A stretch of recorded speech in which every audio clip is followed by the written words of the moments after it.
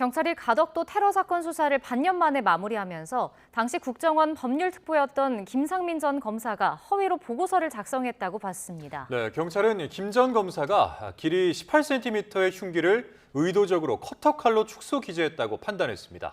김혜린 기자입니다. 지난해 3월 국정원 법률특보였던 김상민 전 검사는 국정원 테러 담당 부서로부터 법률 검토를 의뢰받았습니다. 이재명 대통령이 더불어민주당 대표 시절 가덕도에서 피습당한 사건이 테러에 해당하는지 판단해달라는 내용이었습니다. 당시 김 전 검사는 검토 보고서에 범행에 쓰인 길이 18cm의 개조된 등산용 칼을 커터칼로 기재했습니다. 그런데 가덕도 테러 사건 수사를 반년 만에 마무리한 경찰은 김 전 검사가 보고서에 범행 도구를 축소해 적는 등 허위 공문서를 작성한 것으로 봤습니다. 당시 국정원은 이 보고서를 바탕으로 가덕도 피습 사건이 테러에 해당하지 않는다는 결론을 소관부처에 통보했습니다.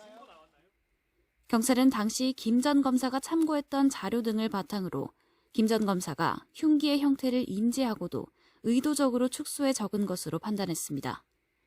경찰은 또 김 전 검사가 해당 보고서가 테러 여부에 대한 최종 판단에 쓰일 걸 알고 있었던 것으로 봤습니다. 단순한 실수나 오기가 아니라 피습 사건이 테러로 판단되지 않도록 고의적으로 사실과 다른 내용을 적었다고 본 겁니다.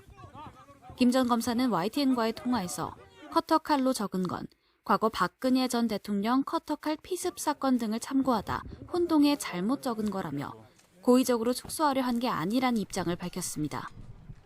김 전 검사는 김건희 씨에게 공천 청탁과 함께 고가의 그림을 건넨 혐의 등으로 2심에서 징역형의 집행유예를 선고받고 대법원 선고를 앞둔 상태입니다. 경찰은 이와 함께 또 다른 국정원 관계자 2명에 대해서도 실제 대테러 합동조사 결과가 나오지 않았는데도 결과 보고서를 허위로 작성한 것으로 봤습니다.